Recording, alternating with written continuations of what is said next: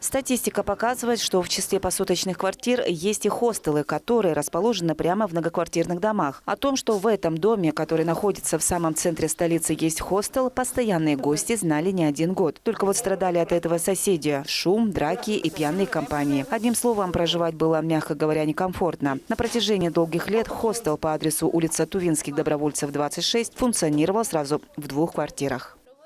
Вот в таком состоянии сдается посетителям. Нет условий для проживания.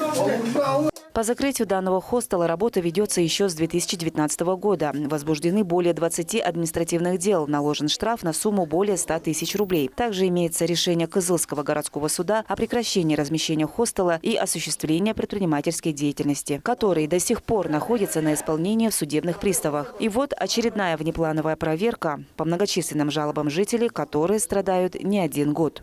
Управлением Роспотребнадзора проводится внеплановая проверка в отношении хостела, расположенного в многоквартирном жилом доме по адресу город Кызыл, улица Тувинских добровольцев, 26, квартира 51, в котором осуществляет деятельность индивидуальный предприниматель Щербакова Наталья Викторовна по многочисленным обращениям граждан. Управлением проведена проверка, в ходе которой выявлено нарушение санитарных требований. По результатам проверки будет составлен протокол об административном правонарушении, и материал дела будут направлены в суд для приостановления деятельности.